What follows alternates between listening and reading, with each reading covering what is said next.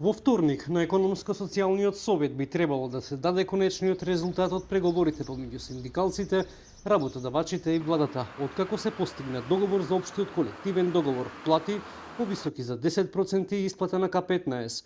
Сепак, дел од синдикатите кои се дел од преговорите во рамки на Економско-социјалниот совет, откако постигнаа договор, излегоа со своји ставови. Од СОНК пишуваат дека за нив прифатливо е прво да има усогласување на платите, па потоа да се примени 10% покачување или ќе следат синдикални активности. Советот на СОНК на редовна седмица донесе заклучок дека општиот колективен договор за јавниот сектор е неприфатлив за членството на СОНК, особено од дејноста образование. Советот на СОНК на редовна седница донесе заклучок дека општиот колективен договор за јавниот сектор е неприфатлив за членовите на СОНК, особено од дејноста образование.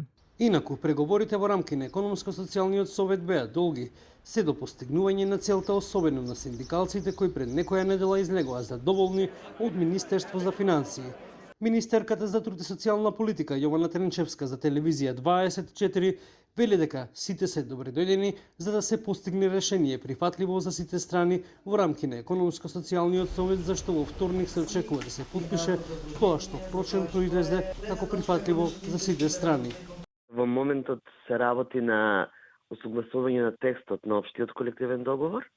Во петокот имавме состанок на работната група. Работната група продолжува и во понеделник, за да можеме во вторник на седница на Економско-социјалниот совет да ја го разгледаме конечниот предлог текст на општиот колективен договор и истиот да се подпише.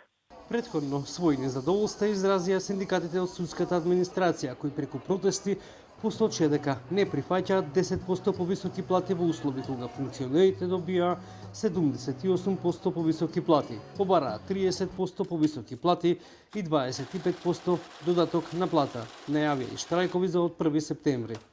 Синдикалците од Царинската управа пак бараат 30% повисоки плати. За договорените 10% појаснуваат дека не се дел од преговорите и дека се добредојдени. На истиот став се и синдикалците од управата за јавни приходи, кои бараат 30% додаток на плата во спротивно најавија радикализација на двочасовните протести кои ги водат во моментот кои може да прераснат во штрајк. Од влада претходно посочија дека новата методологија за пресметка на плата во јавниот сектор ќе биде дел од општиот колективен договор.